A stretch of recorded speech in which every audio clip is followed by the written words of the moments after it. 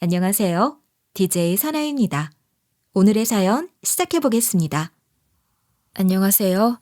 많은 사람들에게 사연을 전하기엔 아직 나이는 젊지만 살아온 세월만큼은 다른 사람들 못지않다 생각하는 30대 중반의 직장인 여성입니다. 제 이야기를 알려드리기에 앞서 제 인생을 조금 축약해서 설명해 드리자면 정말 휘황찬란했다. 파란만장 인생이라는 단어가 참 어울리지 않나 싶습니다.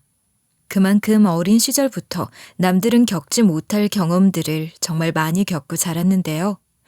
그 때문인지 최근 인생 최고 소중한 인연을 떠나보낸 뒤엔 정말 말로 다 할 수 없는 슬픔을 경험하기도 했죠.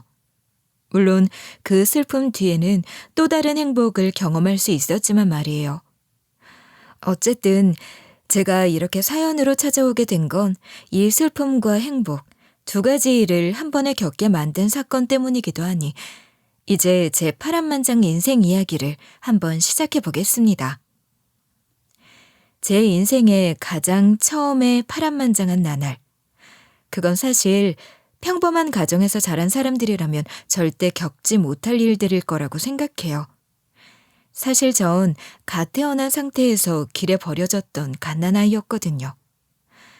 이제 막 여름에서 가을로 넘어가는 제법 좋은 날에 버려졌기에 망정이지. 아마 겨울이나 한여름에 버려졌다면 지금 이렇게 자라서 여러분께 이야기를 전하지도 못했을 겁니다. 아무튼 이렇게 버려진 저.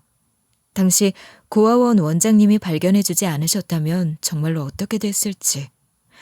그래도 낳아준 부모가 부모이기는 했는지 고아원이 있던 장소에서 멀지 않은 놀이터 한 구석에 절 버려두었기에 원장님이 발견할 수 있었지. 그렇지 않았다면 생을 단언할 수 없었을지도 모릅니다. 그렇게 전 신생아 시절부터 고아원에서 지내게 되었고 제가 다른 사람들과는 다른 평범하지 않은 상황이라는 것도 어린 나이에도 눈칫밥으로 은연중에 깨닫고 있었습니다. 그래서 저에게 다가오는 사람들에게 썩 친근하지 않아 사실 입양의 기회도 몇 번이나 놓친 상태였죠. 그러다 어떻게 인연이 닿았는지 절 키워주신 양부모님을 만나게 된 거예요. 그때는 아직도 생생하게 그림처럼 떠오르는데요. 제가 8살 무렵이었죠. 겉으로 보기만 해도 딱 부티가 흐르는 한 부부가 아이 입양 절차에 대한 설명을 원장님으로부터 듣고 난 뒤 고아원을 한 바퀴 둘러보던 중이었어요. 지금의 저는 어른이지만 사실 생각보다 저처럼 고아로 자란 사람들은 이런 입양의 순간을 반기지 않을 때가 많습니다. 왜냐하면 세상으로부터 받은 곱지 않은 시선, 편견들을 피할 수 없었으니까요. 그래서 고아원을 둘러보던 양부모님을 경계하며 전 화장실에 숨어있던 찰나였어요. 그러다 하필이면 속이 좋지 않아 화장실을 방문했던 양어머님과 눈이 딱 마주치게 되었고 어떻게 보면 제 의사와는 상관없이 입양 절차를 밟게 되었죠. 당시에 저는 제가 생각해도 너무나 삐뚤어진 상태였어요. 공을 동그랗다 말을 해도 뾰족하다 생각하던 시기였으니까요. 그래서 입양된 뒤 양부모님의 가슴에 정말 대못을 한 번도 아니고 여러 번 받기도 했습니다. 대표적으로 저지른 사건들을 몇 개 정도만 알려드리자면 제 입으로 말하기도 좀 민망합니다. 아마 그때가 초등학교 6학년 올라가서 새학기 시작하고 얼마 지나지 않았을 거예요. 절 입양했던 양부모님은 경제적으로 어렵지 않던 분들이었기에 용돈만큼은 남부럽지 않게 챙겨주시곤 했거든요. 그런데 어리고 철없던 전 그런 양부모님의 배려도 모르고 그 돈을 아주 제가 벌어서 쓰는 것처럼 펑펑 가져다 쓰곤 했죠. 그러다 하루는 양아버지가 이러다 제 버릇이 잘못된다면서 용돈을 반으로 뚝 끊어버린 거예요. 그 때문에 사건이 일어난 거죠. 수중에 있던 돈이 없어지니 돈을 어디서 어떻게 구하겠어요? 어렸던 전 생각한 거죠. 애들이 자주 들락날락거리는 문구점에 돈이 없을 리가 없다. 매번 간식 사 먹겠다 방문했던 곳이니 그곳의 현금 보관통을 어떻게 관리하고 있는지도 눈치껏 다 알고 있었고요. 그렇게 제 나름대로 계산이 끝나고 완벽하게 돈통을 훔쳤다 생각하던 순간 저는 몰랐던 겁니다.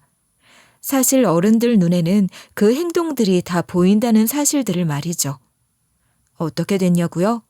바로 주인 아주머니께 걸려 된통 혼났죠. 이 어린 것이 도대체 어디서 배워먹은 손버릇이야? 너 당장 부모님 전화번호 대지 못해? 내가 잘못한 건데 왜 우리 부모님 데려오라 말아 하세요? 아주머니가 뭔데요? 아니, 이것이 어디다 어른한테 말대꾸야? 너 안 되겠다. 너 이 앞에 있는 초등학교 다니지? 나랑 같이 네 담임한테 가자. 가면 너희 부모님 면상도 볼 수 있겠지. 싫어요. 싫다니까요. 이거 당장 놔요. 어리고 삐뚤어진 심보를 가진 저는 주인 아주머니께 반항을 했고 아주머니는 제 반항에 여기저기 생채기가 났습니다. 그렇게 결국 양부모님에게 이 사건이 알려졌고 저는 그대로 양부모님의 손에 이끌려 당시 하고 싶지도 않던 고개를 숙여 주인 아주머니께 죄송하다 말을 해야 했죠. 당시 어렸던 저에게 반성보다는 배신이라는 감정이 먼저 앞섰던 것 같아요. 그래도 내 부모를 자처한 사람들인데 어떻게 내 편을 들어주지 않을 수 있나 하고 말이죠. 거기다 사건은 이뿐만이 아니었어요. 그렇게 중학생이 된 전 아주 파란만장한 질풍노도의 시기를 보냈습니다. 앞선 사건 이후 양부모님에 대한 제 신뢰는 바닥으로 떨어졌고 저는 가히 논다는 친구들과 어울리면서 온갖 나쁜 짓을 일삼고 다녔죠. 가장 자주 했던 일은 바로 친구들과 함께 길거리에 세워진 오토바이들을 몰래 훔쳐서 타고 다녔던 일이었어요. 지금 생각해보면 아주 정신이 나간 일이었죠. 다행이라면 양어머님이 우연히 시장을 가다 친구 등 뒤에 타고 있던 저를 발견하고는 제가 이런 짓을 자주 하고 다닌다는 걸 알게 되셨다는 겁니다. 그 덕에 제 비행은 생각보다 일찍 발견되어 이런 못된 짓을 하지 못하게 혼쭐을 내달라며 경찰서까지 불려가기도 했죠. 하지만 여기에 그치지 않았어요.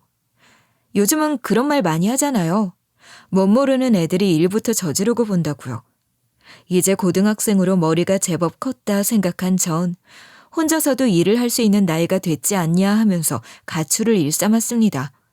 거기에 중학교 시절처럼 좋지 못한 친구들과 어울려서 술도 마시고 길에 다니던 동급생들을 상대로 일명 삥까지 뜯고 다녔죠.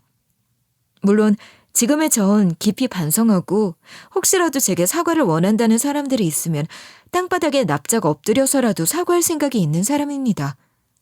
아무튼 이런 저의 일탈에 양부모님의 가슴에는 대못이 한두 개가 박힌 게 아니었고 지금까지 초중고 해서 큼지막한 사건들만 이야기를 드린 거지 사실 세세하게 따지고 들면 정말 많은 문제들을 일으켰기에 사실 사연을 보내도 괜찮을까 고민도 했었어요. 제 행실이 이렇다 보니 중학교 2학년부터였나? 양아버지는 절 내다버려야 한다. 집안을 망하게 만들려니다 하면서 욕을 하시기도 했고요. 그때마다 양어머니가 그래도 본인들이 책임지기로 한 아이다 하시면서 절 진심으로 아껴주는 모습을 많이 보여주셨습니다. 아마 이런 양부모님의 양극화된 모습에 아직 정신적으로 성숙하지 않았던 어린 전 갈팡질팡 인생의 갈피를 못 잡고 살았던 것도 같습니다. 아무튼 그래서 제가 언제쯤 정신을 차리고 지금처럼 올바른 사회인으로 자랄 수 있는 계기가 있었을까 궁금하시죠? 저도 제 과거가 아주 개판이라는 걸 잘 알고 있기에 당시에 있었던 사건만 생각하면 아직도 눈물이 찔끔 나오곤 한답니다. 그도 그럴 게 이런 못된 양딸 구하겠답시고 몸을 날린 양어머니는 이날의 사건 때문에 왼쪽 검지 한마디를 잃게 되셨거든요. 그날은 정말 끔찍하면서도 기억이 생생해서 지금도 꿈에서 가끔 그날의 악몽을 꾸곤 하는데요. 여느 날과 다르지 않게 그날 역시도 친구들과 밤 늦게까지 나가서 놀고 있었습니다. 놀기 바빴던 전 세상이 얼마나 위험한지도 모르고 밤늦도록 친구들과 술도 마시고 외박도 서슴지 않았죠. 그런 저를 그래도 딸이라고 세상이 흉흉하다며 찾아 나선 사람이 양어머니였어요. 절 찾은 날에는 제 등짝을 인정사정 없이 때리면서도 눈물을 흘리며 집으로 데려가던 분이셨죠. 하지만 철없던 저, 역시나 그런 양어머니의 사랑을 알지도 못한 채로 하루는 양어머니가 절 찾으러 온 것을 어떻게든 피하겠다고 급히 오토바이를 몰았죠. 전 몰랐습니다. 그렇게 급히 몰았던 오토바이의 뒤를 양어머니가 손으로 잡아챘다는 사실을 말이죠. 이 이후는 정말 끔찍한 이야기예요. 제 이야기를 듣고 계신 많은 분들이 상상하시는 것처럼 사고는 순식간에 일어났고요. 아무래도 급하게 막으려던 양어머니와 급히 출발하려던 저였기에 오토바이가 그대로 균형을 잃고 쓰러져 버린 겁니다. 찰나의 순간 저는 들이닥칠 사고에 그저 양 눈을 꼭 감았고요. 다가올 아픔을 대비하고 있었죠. 그러나 제가 생각한 아픔은 오지 않았습니다. 지금 생각해보면 이래서 부모는 자기 자식을 위해 초인적인 힘을 발휘한다는 말도 있나 싶은데요. 그날 그 사고의 짧은 순간 양어머니는 떨어지던 절 품에 안고 그대로 같이 쓰러지셨던 거예요. 그 바람에 한 손이 넘어지던 오토바이의 휠에 그대로 휩쓸리면서 왼쪽 검지손가락 위의 마디가 절단되는 사고가 일어나게 됐죠. 모든 일은 정말 순식간에 일어나서 처음에는 무슨 일이 일어났는지도 저는 제대로 인지하지 못했습니다. 그저 쓰러져서 절 꼭 안고는 신음을 흘리는 양어머니를 멍하게 바라보고 있었죠. 제가 정신을 차린 순간은 이렇게 사고가 난 것을 발견한 지나가던 행인 덕분이었어요.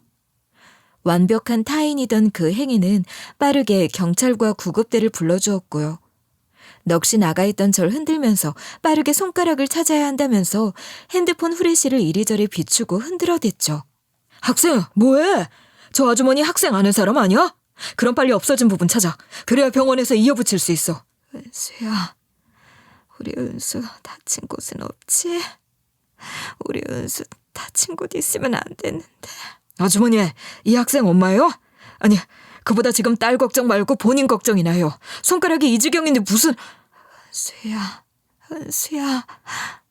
당시 패닉 상태였던 전 절 부르는 양어머니와 얼른 손가락을 찾아야 한다는 행인 사이에서 갈피를 못 잡으며 이러지도 저러지도 못했습니다. 그런 저를 보고는 양어머니는 구급대원이 올 때까지 그저 제 이름을 부르며 괜찮냐고 계속 같은 말만 반복할 뿐이었죠. 그렇게 끝내 양어머니의 손가락은 찾지 못했습니다. 아무튼 행인의 도움으로 병원에 도착해서 제대로 마주한 양어머니의 상처는 심각했습니다. 없어진 손가락을 보던 저는 그제야 하염없이 눈물을 흘렸고 그런 제 모습을 보며 처치를 받던 양어머니는 아픈 와중에도 절 보고 웃으시며 말씀하셨죠. 은수, 다친 곳 많이 없어서 다행이다. 엄만 괜찮아. 그러니까 울지 마. 대체 뭐가 괜찮다는 거야? 지금 엄마 모습이 어떤지는 아냐고. 엄만 정말 괜찮아. 오히려 엄마 네가 무사해서 다행이라고 생각하는걸. 너무 걱정하지 마. 이런 상처는 금방 아무니까. 나 다시 거기 갈래요. 거기 가서 엄마 손가락 찾아서 올 거야. 정말 됐대도 그거 없다고 해서 엄마가 죽는 건 아니니까 너무 그렇게 걱정하지 마. 엄만 정말 괜찮아, 은수야. 양어머니는 그대로 봉합을 위해 수술에 들어갔고 저는 수술실 앞에서 그저 하염없이 울기만 했습니다.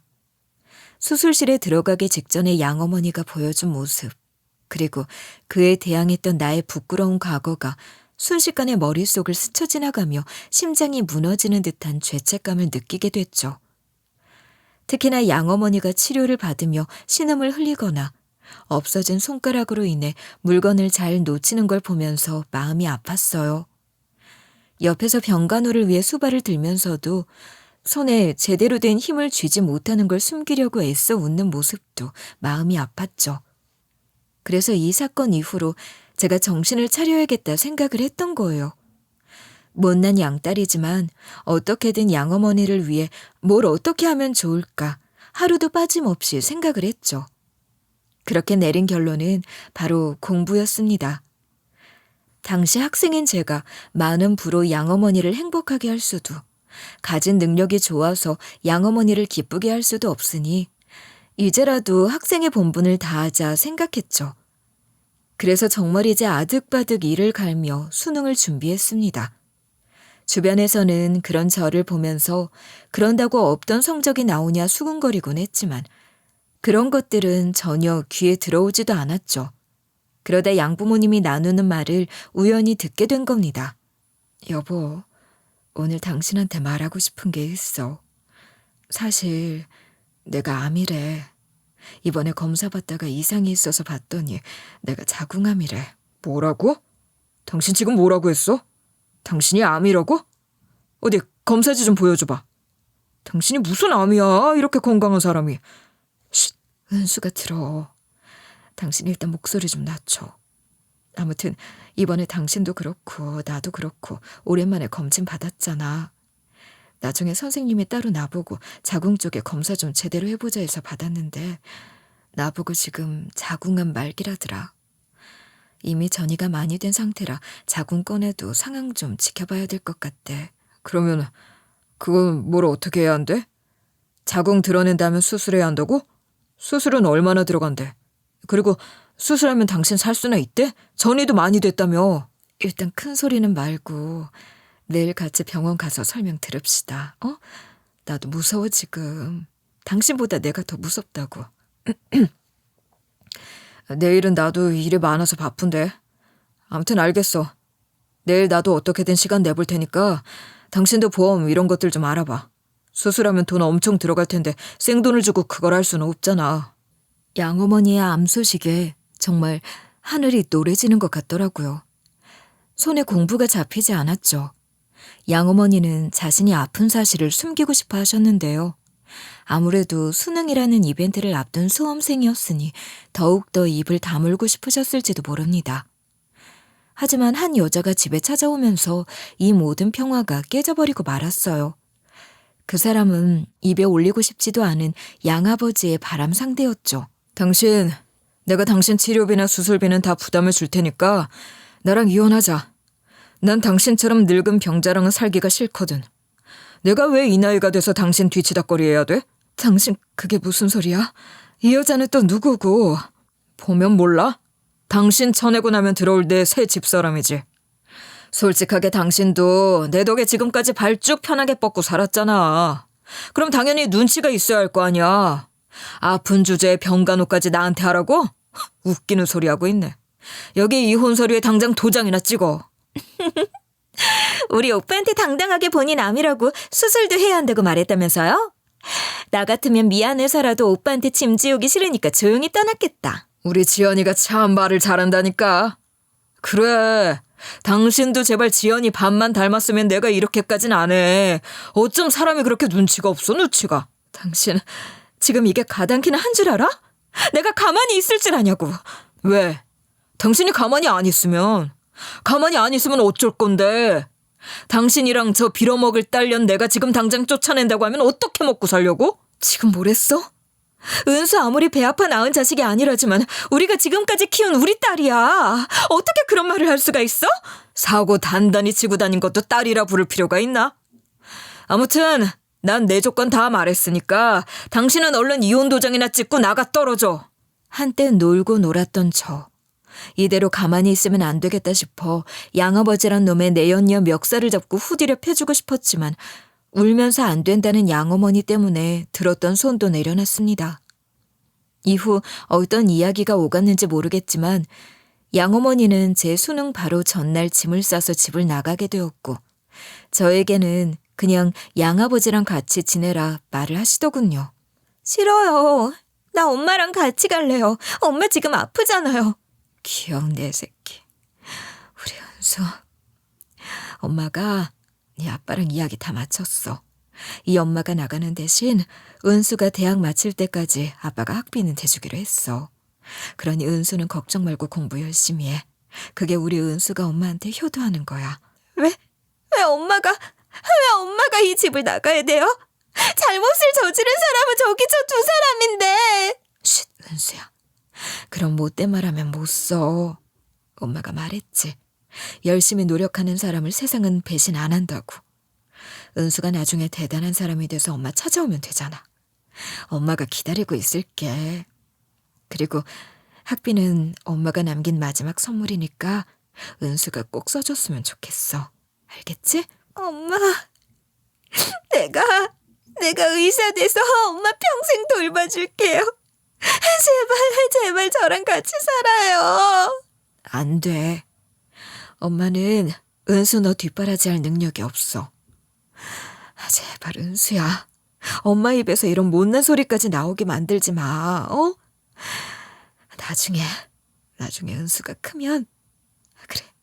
은수 말대로 은수 의사 되면 엄마 찾아와.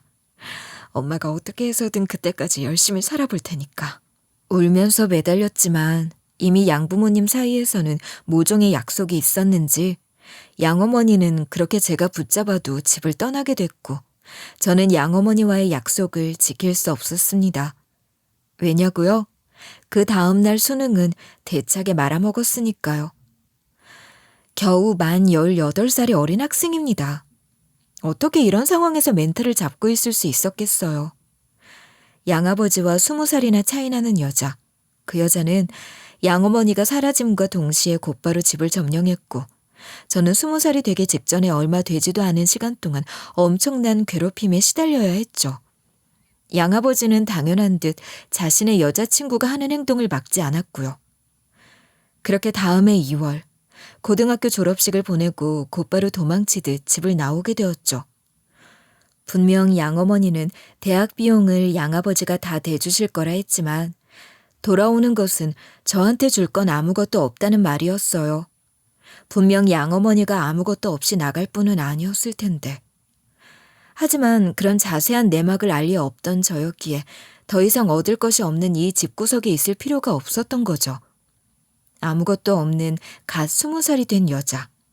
수능도 제대로 보지 못해 대학도 들어가지 못해 이력서에 대학교 이름은 쓰지도 못하던 당시 제 상황에 저라는 사람을 써주는 곳은 없었습니다. 그나마 다행이라면 이런 제 사연을 딱하게 여겨준 한 가게 사장님이 절 직원으로 써줬다는 거겠네요. 그래서 당분간은 숙식을 해결할 수 있었죠. 솔직하게 아무것도 없이 집을 나온 제가 선택할 수 있는 선택지는 몇 없었습니다. 단순하게 할 수 있는 일은 예전에 8살까지 신세를 졌던 고아원 원장님을 찾아가는 일이었는데요. 면목은 없었지만 믿을 수 있는 어른 중에는 당시 신세를 지던 사장님과 원장님 이렇게 둘밖에 없었는데 얼굴을 본 지 얼마 안 된 사장님보다는 원장님에게 제 상황을 더 자세히 말하고 도움을 얻는 게 좋겠다 판단을 내리게 됐죠. 그래서 하루는 사장님에게 쉬는 날을 받아 원장님을 찾아갔습니다. 원장님은 제 이야기를 듣고는 굉장히 분노하셨죠. 분명 잘 지내고 있을 거라 생각하고 얼마 전까지는 잘 지내고 있다는 소식을 제 양어머니로부터 듣고 있었다고 했으니까요. 저는 그 말에 당장의 양어머니의 연락처를 받았지만 이미 양어머니는 번호도 바꾼 채로 잠적한 상태였습니다. 원장님 역시도 양어머니가 집을 떠나던 그날 이후로는 어떤 연락도 받지 못했다 했고요. 한동안은 시무룩했지만 그렇다고 이렇게 기운 빠진 채로 지낼 수는 없었죠. 혼자 힘으로 이제 세상을 살아가야 했으니까요. 그래서 원장님에게 많은 조언을 구했던 것 같습니다. 제가 복이 있다면 바로 이렇게 도움을 주는 손길들이 그나마 제 곁에 남아있다는 거였어요. 원장님은 제 고민에 백방으로 어떻게 하면 좋을지를 알아봐 주셨거든요. 원장님이 우선 제게 요구한 것은 그간 제가 고등학교 때 봤던 시험 성적들이었습니다. 분명 제 학생 기록부에 고등학교 1학년까지는 좋지 않은 말들이 가득했지만 2학년부터는 제대로 된 생활을 시작했기에 좋은 말들이 많이 적혀 있었어요. 그리고 시험 성적 역시 노력하는 만큼 가파르게 오른 것을 한눈에 볼 수 있었는데 이걸 이용해보자고 하시더군요. 솔직한 말로 당시에 저는 원장님이 하는 말의 대부분을 알아듣지 못했는데요.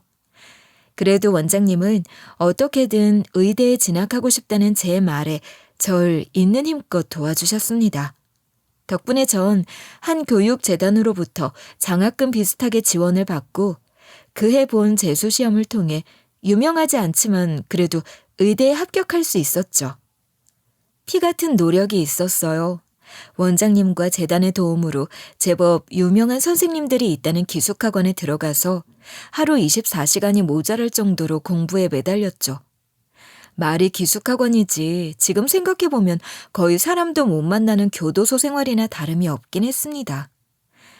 공부를 하니 많이 했던 머리라 생각보다 배우는 것들이 쑥쑥 머리에 들어가서 자리 한 켠을 채워주었고요.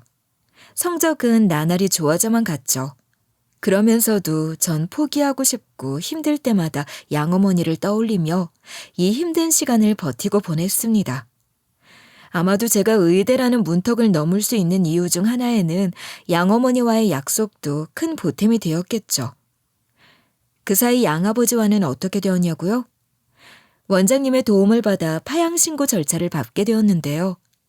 양아버지란 놈도 양심은 있었는지 아니면 제가 본인 호적에 있어서 책임이라는 단어가 생기는 게 싫었는지 제 파양신고에 순순히 협의는 해주었습니다. 협의는 말이죠. 너 무슨 속셈인진 모르겠지만 네가 순순히 파양 신청하자 나한테 조건 내민 거다. 절대 내가 먼저 하자고 한 게 아니었다는 거 여기에다가 써라. 왜요? 남들 보기 부끄럽긴 한가 봐요. 제가 원해서 파양신고 절차 밟는다 강조하란 거 보니. 너랑 다르게 난 사회적 지위가 있는 사람이거든. 내가 그 사람만 아니었어도 사람들 앞에서 떵떵거리고 살 수 있었던 사람이야. 전 마누라라는 년이 착한 척하고 다니느라 말려서 그렇지. 뭐라고요? 어머니가 없었으면 아버지 하는 그 사업, 그거 그렇게까지 커지지도 않았어요. 그건 알고 계세요? 그런 어머니를 아버지가 무리하게 쫓아냈던 거잖아요. 아무것도 모르면 가만히 있어. 어린 놈의 자식이 뭘 안다고 큰 소리야? 암 수술이란 게 어디 그렇게 살기 쉬운 줄 알아? 네 엄마란 년은 아마 지금 죽고 이 세상에 없을걸? 그러니 잘 산다는 소식 하나 없는 거겠지. 어떻게 사람이 그런 말을 할 수 있어요? 아무리 이혼했다 하더라도 어머니는 당신 전 아내야. 당신이라는 놈 멱살까지 잡고 지금 그 자리에 있게 만들어줬던 사람이라고. 너야말로 아무것도 모르면 그 입 다무는 게 좋을 거다. 솔직히 그년이 병원비고 뭐고 다 필요 없다면서 너 하나 받아주면 된다 해서 내가 너 키워줬던 거지. 나한테 너란 년은 이미 딸도 뭣도 아니거든.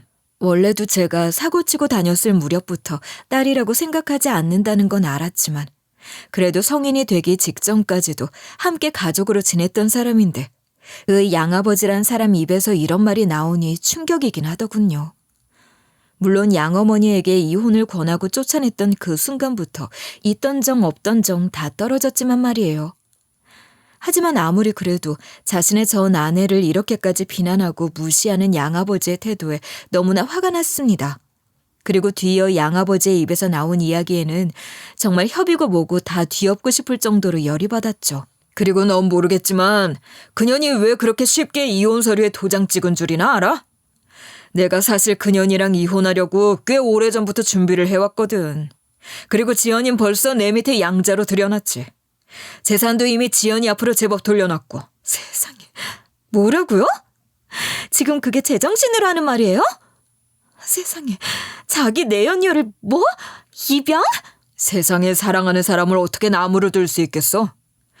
그리고 그년이 암만 걸리지 않았으면 그래도 이혼 서류에 도장은 안 찍었어. 성격만큼은 착했으니 내 딸이다 하고 지연이 집으로 데려올 생각만 했지. 그런데 암이라잖아. 내가 암 환자 뒷바라지까지 해야겠어? 세상 부끄러운 줄 아세요. 무슨 내연녀를 양자로 입양을 한단 말이에요? 세상은 저마다 다 방법이 있는 법. 너처럼 어린애 입양이야 절차가 까다롭고 어렵지만 성인을 양자로 들이는 건 제법 쉽거든.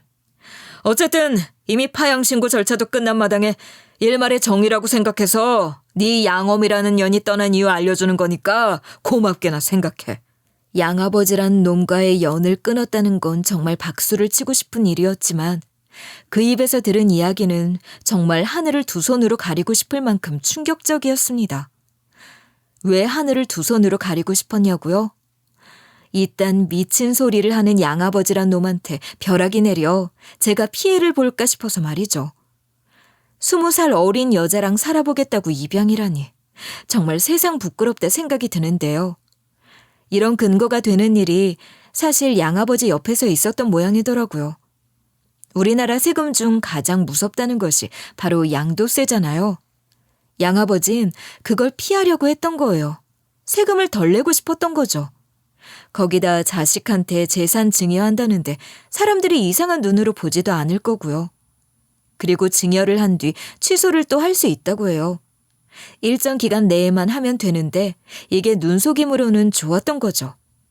이혼하면서 재산 나누긴 싫고 딱 봐도 양아버지 재산 보고 만난 20살 어린 여자는 이에 동참하겠다 했을 거고요. 변호사를 선임하기엔 힘들고 법엔 까막눈이었던 양어머니였으니 그저 양아버지 말에 껌뻑 속아 넘어간 거죠. 그간 양어머니가 왜 그리 쉽게 집을 떠났는지 몰랐는데 이제야 그 이유가 납득이 됐습니다. 양어머니는 본인이 받을 수 있는 재산도 얼마 없다는 것과 본인 때문에 제가 그 집에서 쫓겨난다면 그 이후에 어떤 삶을 살게 됐을지 불안한 마음에 양아버지란 놈의 제안을 받아들였던 거예요. 거기다 말이죠. 양아버지란 놈은 양어머니가 수술비나 입원비 같은 것들은 보험으로 알아서 잘했을 거라면서 그걸 아쉽다는 듯이 입맛을 다시는 꼴을 보니 분통이 터질 지경이었죠. 하지만 갓 대학교에 입학한 신입생, 양아버지에게 아무런 복수도 해줄 수 없음에 눈물만 속으로 삼켰네요.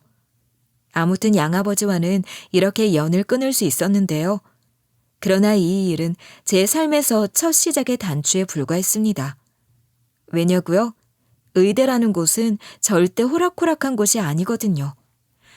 그래도 다행히 절 도와주던 재단에서 의대에 합격한 제 능력을 인정받아 의대 6년을 다니는 동안에는 많은 지원을 받을 수 있었는데요. 그렇다고 힘들지 않았던 건 아니었습니다. 그 조건이 이 날고 긴다는 수재들만 모인 의대에서 높은 성적을 유지하는 것이었으니까요. 코피를 흘리며 공부하기를 6년, 눈밑이 검게 다크서클이 사라지지 않던 인턴 과정 1년, 거기다가 4년의 레지던트까지. 세월은 정말 눈 깜짝할 새에 지나가 버렸고 레지던트까지 마친 저는 무사히 전문의 시험에 합격하여 정식 의사가 될 수 있었습니다. 누군가는 의대 문턱만 넘어도 의사라 생각하는 사람도 있었지만 저는 모든 과정을 마치고 시험에 합격한 이 순간이 바로 진정한 의사가 되었다 생각하거든요. 물론 의사 면허만 취득하면 법적으로 의사이긴 하지만요. 제 기준이 그렇다는 말입니다. 이렇게 제가 선택한 과는 응급의학과였습니다. 왜 하필이면 사람도 없기로 유명한 일도 어려워서 갈려나간다는 이 응급의학과를 선택했냐고요? 제게는 과거 응급실에서 제 양어머니의 상태를 냉철하게 봐주던 그 의사의 모습이 아직도 새록새록했거든요. 의대의 문턱을 넘던 그 순간부터 제 목표는 응급의학이었죠. 그래서 더욱 남들보다 인턴 과정 및 레지던트 과정을 악착같이 배우고 버텼습니다. 전문의로서의 시작, 과거 5년 동안 병원에서 수많은 환자들을 만났지만 다시 전문의가 되어 맞이한 환자들 중 하나가 제 인생을 송두리째 바꾸게 될 사람이라곤 상상도 못했습니다. 그날도 어김없이 바쁜 응급실에서의 하루였어요. 구급대원들 손에 들것에 한 노인이 실려왔는데 그 옆에는 7에서 8살로 보이는 작은 꼬마 아가씨가 있었습니다.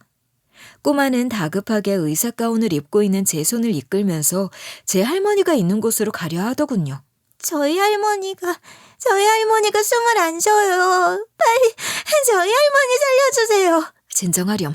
꼬마야, 일단 여기 봉투에 숨 불어넣으면서 계속 숨 쉬고 있어.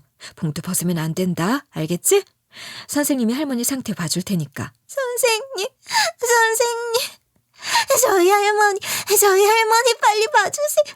얼른요. 꼬마는 어찌나 급했는지 과호흡이 온 상태였기에 적절하게 조치를 취하고 바로 들어온 응급 환자에게로 향했죠. 제가 꼬마의 손에 쉽게 이끌려갔던 것은 어찌 보면 과거의 제가 거기에 겹쳐 보여서 그럴지도 모릅니다. 그 꼬마의 절박한 외침에 과거 양어머니를 향해 소리쳤던 제 모습이 떠올랐으니까요. 전 간호사 한 분을 불러 꼬마의 과호흡에 대해 설명을 한 뒤 들것에 실려온 할머니의 얼굴을 보고 바로 응급처치에 들어가려고 했습니다. 우선 손가락에 맥박을 측정하는 맥박 산소 측정기를 부착해서 혈액 내 산소 포화도와 심박수를 먼저 측정하려고 했는데 순간 멈칫하고 말았죠. 왜냐고요? 보통 검지나 중지에 집게를 집어 심박수나 산소 포화도를 측정하는데 할머니의 왼손 검지에는 있어야 할 손가락 한마디가 없이 뭉퉁하게 되어 있었거든요. 순간 긴급한 상황임에도 저도 모르게 할머니의 얼굴을 다시 한 번 더 보게 됐죠. 많이 나이든 모습이었지만 어딘가 모르게 옛날 양어머니의 특징들이 남아있는 것만 같았습니다. 아마도 뒤에서 들려온 꼬마 아가씨의 목소리가 아니었다면 저도 모르게 제대로 된 응급처치를 못할 뻔도 했지만 다행히 할머니를 봐달라며 우는 꼬마 덕분에 정신을 챙긴 다음 의사로서 제대로 된 응급처치를 진행했습니다. 다행히 위급한 상황은 아니었는지 할머니는 미약하게나마 숨을 쉬기 시작했고 서서히 맥박이 정상으로 돌아오기 시작했죠. 오늘도 환자를 무사히 살렸다는 안도감도 잠시. 저는 서둘러서 간호사에게 가서 해당 노인의 인적사항을 확인하기 시작했어요. 원래는 자세하고 세밀한 인적사항은 의사라고 해도 함부로 알 수 없어요. 보통은 환자의 이름, 성별, 나이, 증상 이 정도만 파악을 하거든요. 그래서 제일 먼저 달려가서 환자의 이름과 나이를 알려달라 간호사에게 말을 했던 거죠. 다행스럽게 같이 왔던 꼬마 아가씨가 그래도 보통이 아니었는지 살려달라던 할머니의 이름과 나이는 정확히 알고 있더라고요. 주민번호까지 말이에요. 그래서 알 수 있었습니다. 거기에 누워있는 사람이 바로 과거에 헤어진 제 양어머니라는 사실을 말이죠. 나중에 전해 듣기로는 양어머니가 위탁 활동을 하면서 병원 소아과에 자주 오가곤 했다는군요.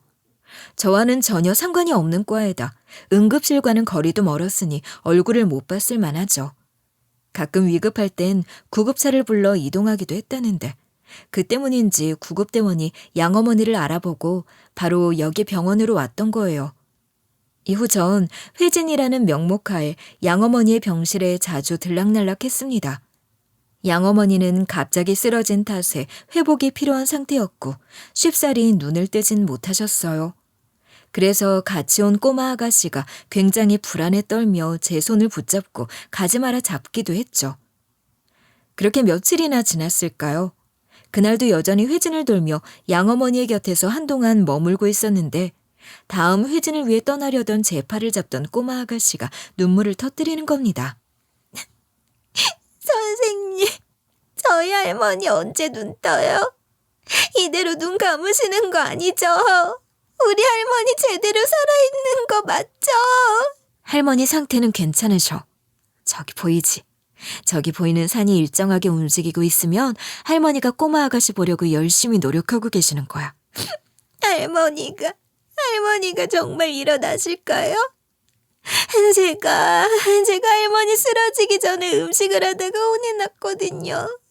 위험하다고 하지 말라고 했는데 제가 가스불을 켜서 그래서 제가 보기 싫어서 이대로 눈 안 뜨는 건 아닐까요?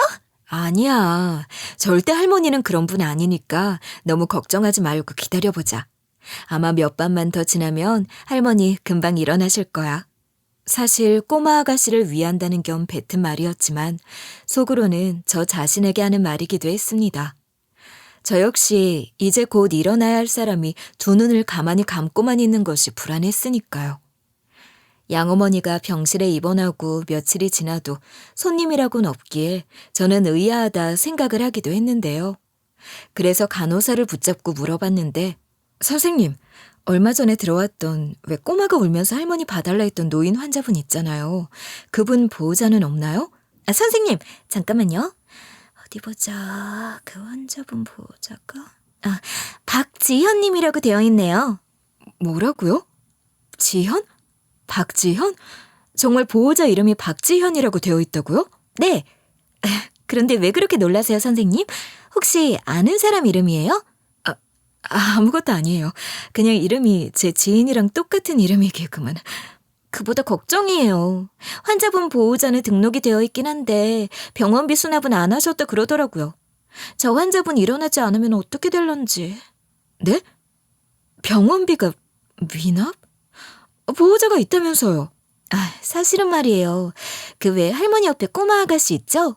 그 아가씨가 울면서 어떤 여자한테 매달리면서 부탁을 하더라고요. 여자는 귀찮다는 듯이 꼬마 아가씨 밀어내면서 그 노인분 보호자로 등록하겠다 이름만 써놓곤 쌩하니 가버렸다 하네요. 그 뒤론 보이지도 않고. 병실이나 들락날락하던 저에게 간호사의 이야기는 충격적이었습니다. 아무래도 그 보호자를 자처한 여자가 소문나면 고소하겠다 들먹여서 직원들도 쉬쉬하던 모양이더라고요. 어이가 없었죠. 사태가 이 지경인데 양어머니 얼굴 한번 보겠다 회진만 하고 돌아섰던 나날들이요. 그래서 양어머니의 병원비를 일단 직접 수납하고 수납차 직원에게 다양한 정보를 듣고 기진맥진한 날이었습니다. 그렇게 며칠이나 더 지났을까요? 쓰러진 후 그래도 병원에서 치료를 꾸준히 받으며 증세가 나아지는 듯 보이던 양어머니는 여전히 눈을 뜨지 못하고 있어서 걱정이 이만저만 아니었을 때였어요. 그날도 바쁜 와중이지만 어김없이 양어머니의 곁을 지키는 꼬마에게 점심을 먹인 후 병실을 나서려고 하는 그때 작지만 소리가 들려왔습니다. 며칠이나 누워있던 양어머니의 작은 목소리가 말이죠. 양어머니는 어떻게 제 뒤통수만 보고도 제가 저란 걸 알아본 걸까요? 작게 들리는 제 이름에 저도 모르게 고개를 돌렸는데 그 순간 양어머니의 눈에서는 눈물이 펑펑 쏟아지고 있었습니다. 무언가 말하고 싶어 하셨지만 이제야 의식을 차린 사람에게서 제대로 된 목소리가 나오기가 쉽지 않거든요. 전 그런 양어머니의 상태를 알았기에 일단 나중에 얘기하자고 조용히 손을 꼭 잡아주고 병실을 나섰어요. 그리고 마침 잠시 자리를 비웠던 꼬마 아가씨를 발견하고 할머니가 일어났다 전해주었죠. 꼬마는 얼른 뛰어가더니 이내 할머니를 외치며 펑펑 우는 것 같더라고요. 한동안 의식을 회복하고 일상생활로 돌아가기 위해 노력하던 양어머니. 양어머니는 본인의 상태를 보던 제 얼굴을 보더니 나지막이 말했습니다. 눈물이 울컥 쏟아질 것 같았지만 양어머니의 말에 저 역시도 나지막이 대꾸를 해주었죠. 넌 정말로 의사가 됐구나. 우리 은수가 정말로 의사가 됐어. 당연하죠. 제가 정말로 의사 될 거라고 미리 말씀드렸잖아요. 아니면 딸 못 믿으세요? 아니, 당연히 난 우리 딸 믿고 있었지. 우리 딸 은수 정말 엄마랑 한 약속을 지켰네. 어머니는 그간 어떻게 지내지고 계셨어요? 옆에 있던 꼬마는 어떻게 된 거고요? 아, 우리 은지랑 만났겠구나. 귀엽지. 어떻게 보면 은수 네 동생이기도 하겠다. 내가 요즘 위탁가정 일을 하고 있거든. 그보다 오랜만에 만난 엄마한테 어머니가 뭐야. 다시 엄마라고 불러. 응? 네, 엄마. 그보다 위탁가정이요? 예전에 암은 어떻게 해결하셨어요? 지금은 괜찮으세요? 물론 괜찮고 말고. 그리고 이제부터 은수 너도 자주 볼 수 있을 텐데 뭐가 걱정이겠어. 양어머니는 능청스럽게 제 질문을 흘려넘겼지만 전 그걸 따져 물을 생각은 없었습니다. 오히려 아직까지도 저와 비슷한 상황에 놓인 아이들을 위해 자신의 한 몸 던져 헌신하며 살았을 양어머니가 대단하다 생각을 했죠. 그리고 또 한 번 놀랐던 건 아이의 이름 때문이었습니다. 마치 제 동생으로 드리고 싶어서 이름을 붙인 것만 같아서 어쩐지 다시 한번 가슴이 뭉클했어요. 그도 그럴 게 양어머니의 자식이라면 곧 정말로 제 동생이라도 된 것 같았거든요.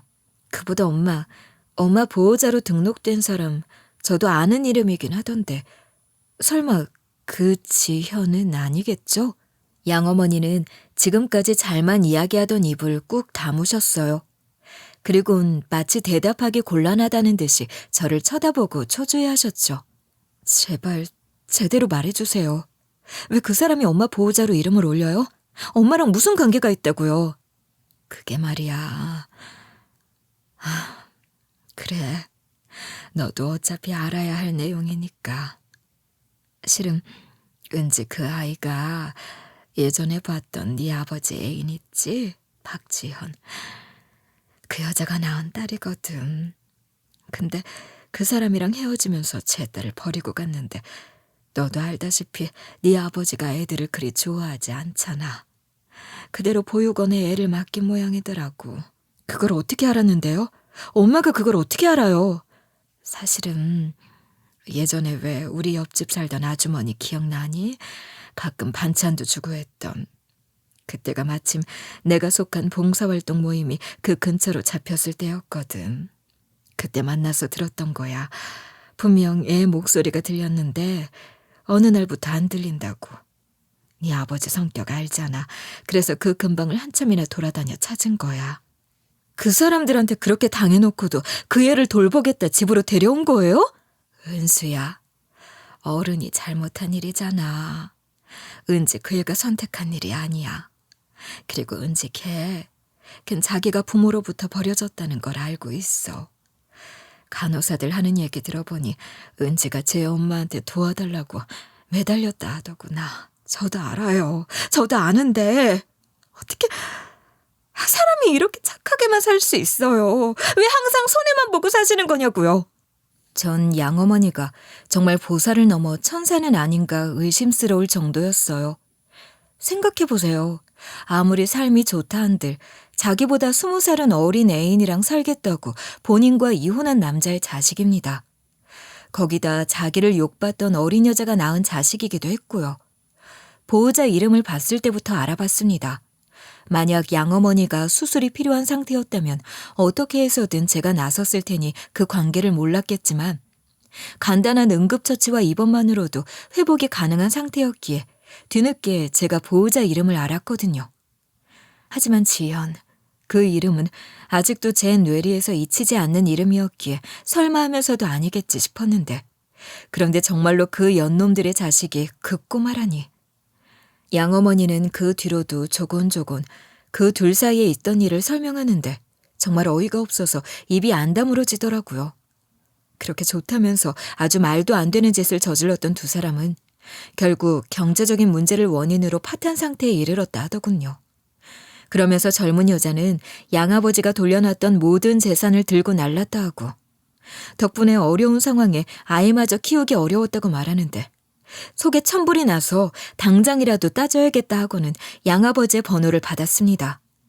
그 여자가 양어머니한테 지겨운 놈 반품한다며 양아버지의 번호를 넘겨줬다 하더라고요. 어이가 없어서. 전화를 받은 양아버지는 오히려 화색이 돋는 듯한 느낌이었습니다. 뭐? 네 엄마가 병원에 있다고? 그런데 네가 어떻게 알아서 나한테 다 전화를 하냐? 제가 엄마 담당 의사니까요. 도대체 그렇게 둘이서 쿵짝 맞아서 잘 살겠다 할 땐 언제고 이렇게 쉽게 이혼을 해요? 잠깐, 지금 네가 의사가 됐단 말이야? 아, 됐다. 그런 여자 그냥 내 잊고 살 테니까 의사라고 했지? 그럼 나 좀 도와다오. 내가 그래도 네 아비잖냐. 뭐라고요? 정말 제정신이 아니네. 어떻게 파양해서 생판 남인 사람한테 아버지?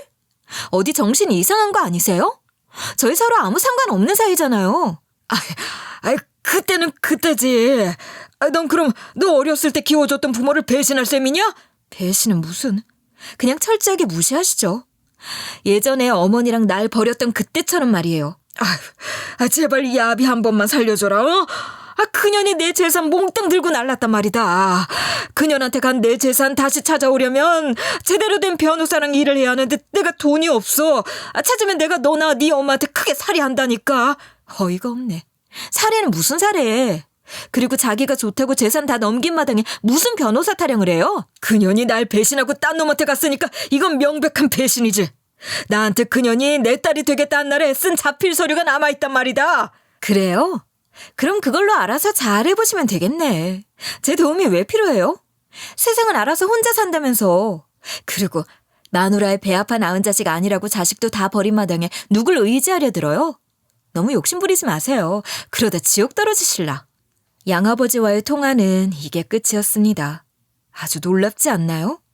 예전 양아버지의 내연녀는 돈이 바닥이 나자 바로 환승하듯 딴 남자로 갈아탔고 그 사이에 양아버지란 사람의 재산은 야금야금 사라져 있었다니 말이에요. 평소에도 씀씀이가 좋지 않던 사람입니다. 옆에 양어머니가 없었으니 알만했죠. 그렇게 끈떨어진 낙동강 오리알 신세가 된 양아버지는 하던 사업도 빚더미, 집도 경매에 넘어가 빈털터리로 노숙자 신세를 면치 못하게 됐다고 하는데요. 제 번호를 저장이라도 했는지 문자를 계속 보내오던 덕에 완전히 몰락했다는 사실을 알 수 있었네요. 꼴이 아주 좋았습니다. 하지만 꼭 속이 시원하지만은 않아요. 양어머니의 상태가 썩 좋지 못했거든요. 양어머니는 예전 자궁암 수술 후 5년 뒤쯤 완치 판정을 받으셨는데 하필이면 암이 재발하는 바람에 상황이 많이 좋지 않았습니다. 전 그런 양어머니의 치료에 적극적으로 관여하고 돈도 보태고 있지만 결과는 제 생각처럼 흘러가진 않았죠. 사람은 자기의 끝을 안다 하던가요? 양어머니는 어느 날 절 부르더니 말하셨어요. 난 네 엄마라서 좋았어. 네가 내게 준 사랑만으로도 행복했단다. 그러니 내가 없어도 행복하게 살아. 알겠지? 예전에 했던 엄마 말 잊지 말고. 양어머니는 끝까지 정말 호구 같은 사람이었어요. 제가 본인을 위해서라도 착하게 살길 원하셨거든요. 제가 할 수 있는 말은 그렇게 하겠다는 긍정의 말 말곤 없었죠. 끝내 양어머니는 저와 은지, 꼬마가 보던 앞에서 평화롭게 눈을 감으셨습니다. 이 세상의 양어머니, 아니 어머니라는 사람은 이제 존재하지 않지만 어머니가 그간 줬던 헌신은 저에게 깊이 새겨져 있죠. 그래서 전 어머니의 유지를 이어 의료봉사와 위탁가정 지원 등 다양한 후원을 열심히 하며 보내는 중입니다. 거기다 제 동생이나 다름없는 은지는 제가 후원하는 재단의 지원을 받아서 옛날에 저처럼 학교를 다니고 있죠. 전 이렇게 마지막까지 제게 준 어머니의 사랑을 다른 이들과 함께 나누고 있습니다. 그리고 어머니가 마지막 순간 남긴 너는 내가 잘못 키운 아이가 아니라 내가 가장 잘 키운 사람이야 라는 말은 제 가슴 속 깊이 새겨져 있죠. 힘든 순간이 찾아올 때면 항상 이 말을 떠올리며 다시 힘을 내고 살아가고 있습니다. 저 하나에 그치지 않고 언젠간 세상의 어머니와 같은 사랑에 뻗어나갈 걸 기대하면서 말이에요.